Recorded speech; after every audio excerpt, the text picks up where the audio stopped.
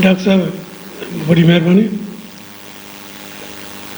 मोहब्बत पाए मन में रंधा रोड़िया अचनि तिन जो सराफन अणतो रहो गायो।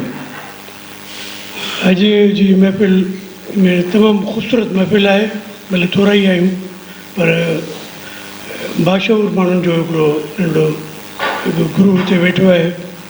ऐं कराची प्रेस क्लब जेको सिंध जो हिकिड़ो वॾो आवाज़ु आहे, ज़ाहिर आहे त हीअ कराची कैपिटल आहे सिंध जी, त हुतां जो जेको आवाज़ु आहे उहो पूरी दुनिया ते पहुचे थो।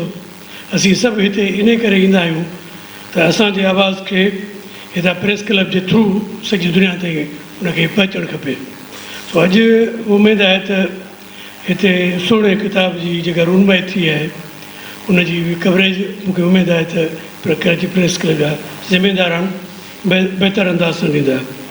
ऐं अॼु मां निहायत ई शुक्रगुज़ार आहियां सभिनी जेके मेज़बान सां गॾु जेके महिमान आया उन्हनि महिमान खे बि मां थोरो हुनजा नाला वठणु इहो चाहींदुसि। त ख़ालिदा नसरीन चांडियो, वहीद समूह, नसीर सुमरो, वाहिद सुमरो साहिबु, मुज़फ़र मेमून साहिबु, शबीर लाखो साहिबु, मुस्तफ़ा मलाल साहिबु ऐं ॿिया जेके दोस्त अयाज़ समी साईं, इहे सभिनी जा असीं निहायत थोराइता आहियूं जिन असांजे हिन महफ़िल में पंहिंजे हिकिड़ी अपीयरेंस ॾिनी।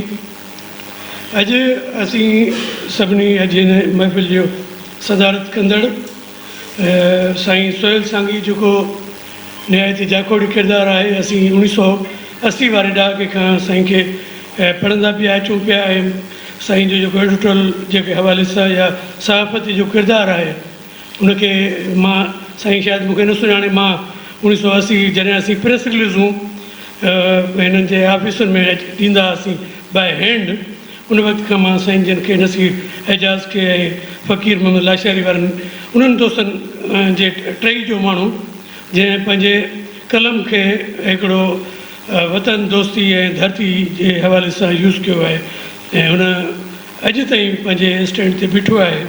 साईं सोहेल सांगी जेको अॼु हिन महफ़िल जो सदर बि आहे, साईं खे गुज़ारिश आहे त अॼु हिन महफ़िल जे बारे में पंहिंजे वीचार ॿुधनि।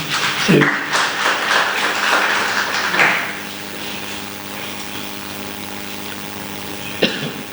महिरबानी।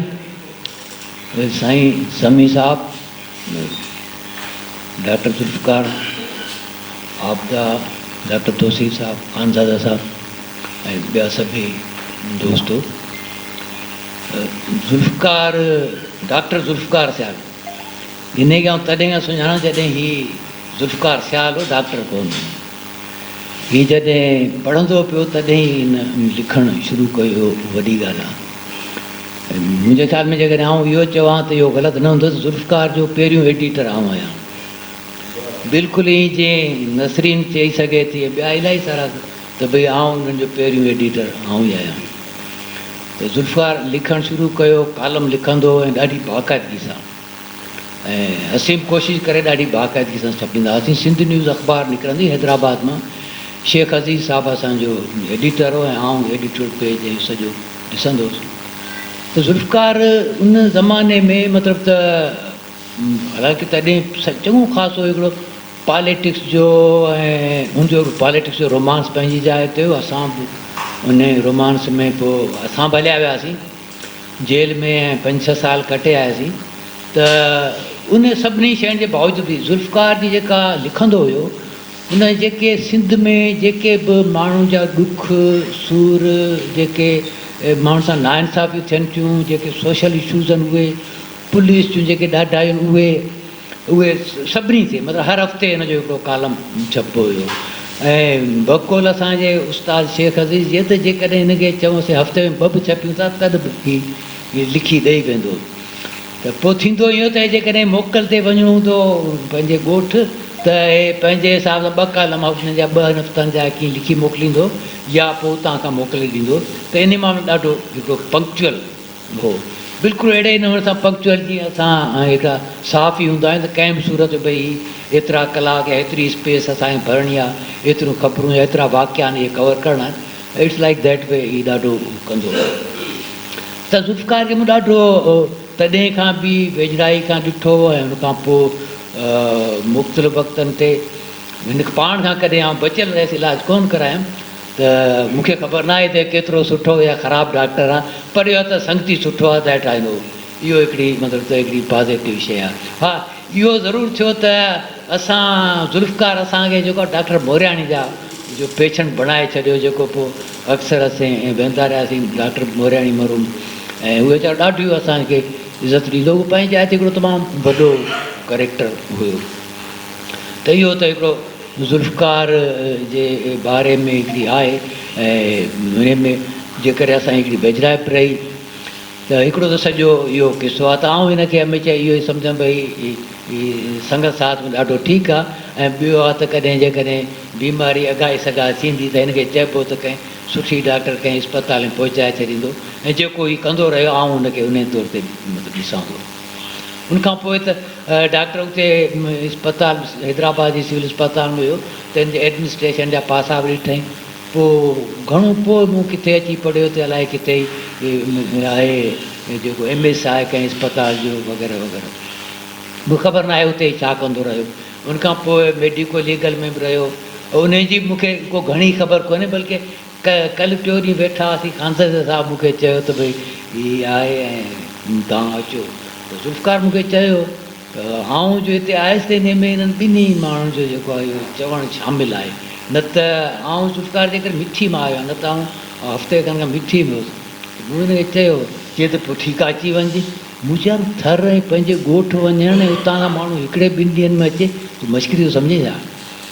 त चई न यार, पुराणे नाते जे हिसाब सां मूं चयो पोइ ठीकु आहे भला अचिबो। त आउं कल्ह शाम जो कोई 7-8 वॻे आयुसि ऐं अची हिन में शरीक थियो। त हिकिड़ो त इहो पासो आहे। बाक़ी रही हिन जे लिखण जी ॻाल्हि, ऐं उहो त पहिरीं ॻाल्हि आहे ॾाढी समी बलोच साहिबु ॾाढी भली निशानदेही कई। मूंखे पाण खे इहो चवणो हुयो त असां वटि जेको असीं हींअर ठाहियूं पिया ॿार, त अख़बार में ॿारनि जा सफ़ाई कोन्हे, ऐं जेको असांजो मेन इंटरटेनमेंट आहे मीडियम आहे TV चैनल्स वग़ैरह, उते बि तव्हांखे मुंहिंजो ख़्याल में को कोन्हे। कंहिं ज़माने में रोशन तारा थींदो हुयो, समी साहब ॿिया जेके दोस्त हूंदा हुआ, ऐं नो डाउट उन्हनि हिकिड़ो तमामु वॾो हिकिड़ो जेको टैलेंट उहो ईंदो। लाइकवाइज़ उर्दू में बि ॿारनि जा प्रोग्राम तॾहिं थींदा हुया, त उहो ईंदो रहियो।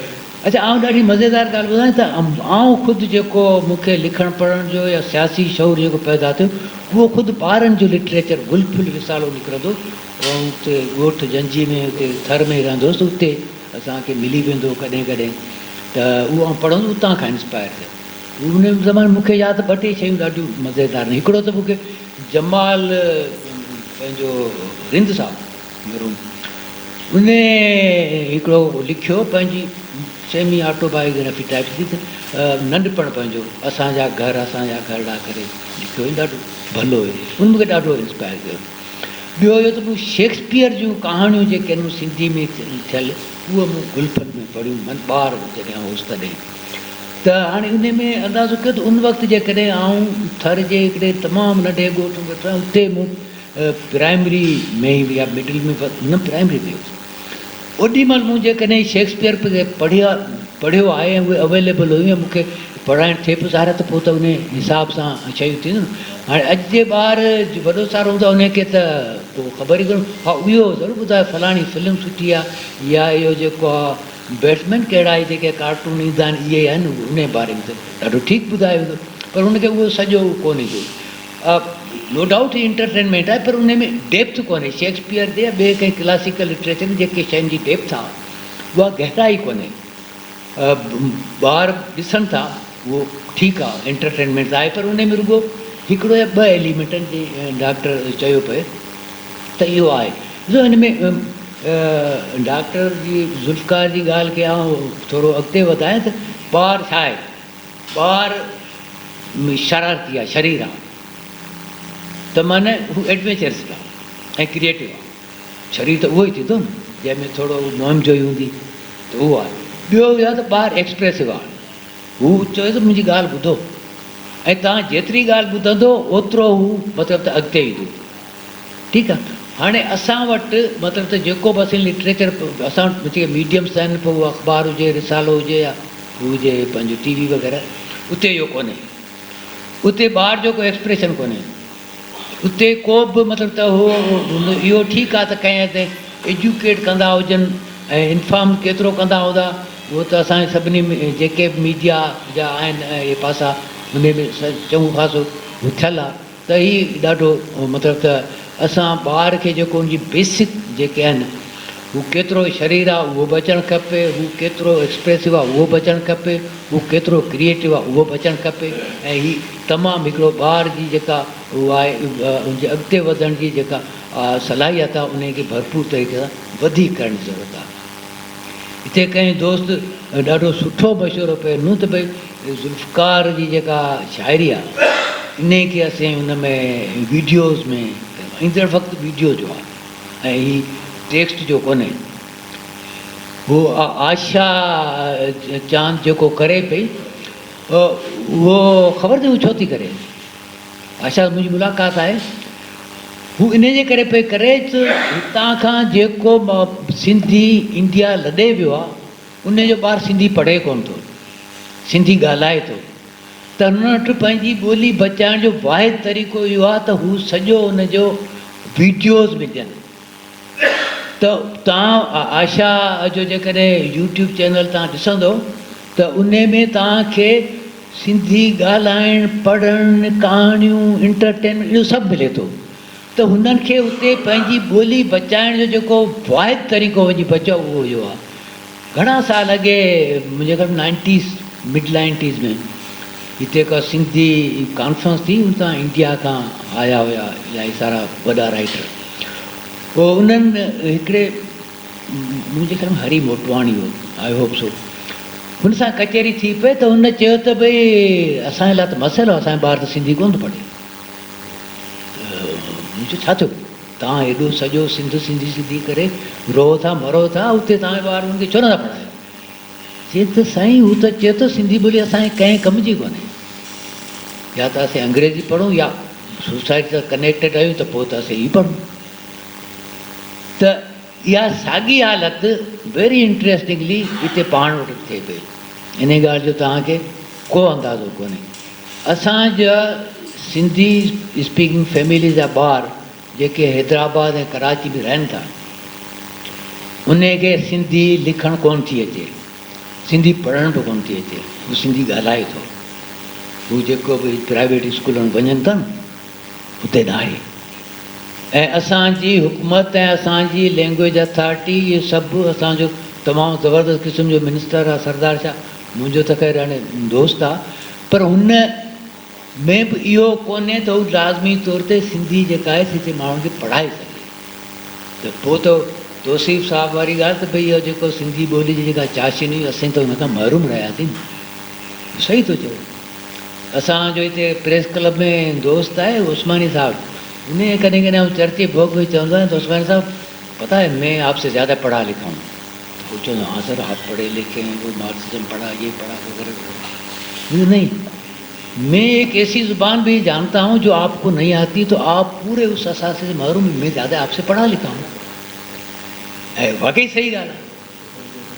त भई अंग्रेजी हू पढ़ी सघे, आउं पढ़ी सघां थो, उर्दू हू पढ़ी सघे त आउं पढ़ी सघां, इहो तमामु ज़बरदस्त। बल्कि आउं त इहो चयो, मूं त जेको कालीदास पढ़ियो, उन में अलाए कंहिं दोस्त ॻाल्हि कई त भई जाग्राफी कालीदास जो जेको आहे कहिड़ो आहे, जंहिंमें सॼी जाग्राफी बयानु थो करे, ताऊं जॾहिं उॾाम ते हिते वञा थो, शकुन त ही सिंधू दरिया आहे, पोइ मूंखे ही नज़र थो अचे, पोइ थोरो हेॾां टर्न करियां थो, पोइ ॾाढी ख़ूबसूरत शइ आहे। त जाग्राफी सॼी उहा आहे। त आउं सम्झां त हीअ तमामु इम्पॉर्टेंट आहे सिंध इनखे, मतिलबु ॿारनि खे उनखां पोइ पंहिंजी ॿोली जे हवाले सां इहो। ऐं इहो बल्कि आउं ज़ुल्फ़कार खे इहो फरमाइश थो करियां त हीअ पंहिंजा त ठीकु आहे करे सो करे, पर सिंधी में ॿारनि जे लाइ जेको सुठियूं शयूं आहिनि, उन जी वीडियोज़ जी प्रोडक्शन जे लाइ पैसा वैसा अथसि। मूंखे लॻो हिन त इहो उन में थोरो अॻिते अचे ऐं करे, इहो हिन जो हिकिड़ो एडिशनल कंट्रीब्यूशन थींदो। इहा हिकिड़ी फरमाइश आहे असांजी संगत जे अॻियां। बाक़ी हिन ज़ुल्फ़कार जा हिन किताब जे बारे में मूंखे ॿ एतिरा हिकिड़ो आहे त हिन जी प्रेज़ेंटेशन ॾाढी ख़राबु आहे। उहो अलाए मूंखे कंहिं चयो पिए त कंहिंजे मुंहं ते तनक़ीद मतिलबु हुनखे छा कीड़ा कोन कढिबा आहिनि, हाणे ज़ुल्फ़कार सां मिड़े ख़ैरु आहे, हाणे हिन उमिरि में हिक ॿिए जे लाइ ख़िलाफ़ु ॻाल्हायो तॾहिं मिड़े ख़ैरु आहे। हिकिड़ो त इहो आहे। ॿियो इहो त मूंखे अलाए छो हिन जा किताब जेके हिन खां अॻु वारा आहिनि उहे मूंखे हिन खां वधीक सगारा लॻा। हिन 2-3 आहिनि शयूं जेके ओतिरियूं सगारियूं आहिनि, बाक़ी मूंखे एतिरो हू कोन लॻा। हाणे मूंखे हींअर को उहे किताब साम्हूं आहे कोन, पर मूं जेको फील कयो त उहो हिकिड़ो आहे शइ। मुमकिन आहे त मूंखे ईअं थिए तासुर हुजे, उन करे थियो हुजे। मूं घणा ॾींहं अॻे हिकिड़ो दफ़ो ॻोठ मां खुंबियूं घुरायूं, सो छोकिरी मुंहिंजी नुंहुं पचायूं, मुंहिंजे वाही त मज़ो ई कोन आयो। वीचारी हुन वरी ॿिए दफ़े 3 दफ़े हुन सां पचाईं, वरी ॻोठां फ़ोन करे पुछियईं, अहिड़ो न वेठासीं ईअं। वरी मूं मुंहिंजे वॾे पुट सां ॻाल्हायो, वरी रियाज़ सां। मुंहिंजे चई बाबा मसइलो हो छा आहे? कहिड़ो? त जेॾीमहिल तव्हां उते ॻोठ में खुंबियूं काधियूं तॾहिं तव्हां ॿिए बाक़ी सॼे ज़ाइक़े खां वाक़ुफ़ु कोन हुओ। हाणे तव्हां जॾहिं ॿियनि सभिनी ज़ाइक़नि खां वाक़ुफ़ु आहियो त पोइ शायदि इन करे तव्हां ॾाढी। ऐं पोइ मूं सोचियो त मे बी इहो हुजे। बहरहाल इहो तव्हांजी वॾी महिरबानी जो तव्हां मूंखे ॿुधो ऐं ज़ुल्फ़कार ते तनक़ीद ऐं हुजत पंहिंजी जाइ ते, पर उन खां वधीक मुंहिंजी फरमाइश आहे, उहा इम्पॉर्टेंट आहे। तव्हांजी महिरबानी।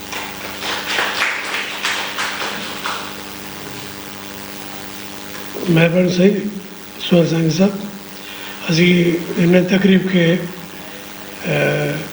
वाइंड अप था कयूं ऐं हिन दुआ सां त डॉक्टर ज़ुल्फ़कार सियाल पंहिंजे इल्मी पोरे खे जंहिं जज़्बे सां जो हिन महिल ताईं उन 24 किताब सिंधी अदब खे ॾिना, उन तसलसल बरक़रार रखंदो। ऐं पंहिंजे मूंखे यकीन आहे त हू पाण बरजुस्तो माण्हू आहे, असांजी गुज़ारिशुनि खे बि नज़र में रखंदो।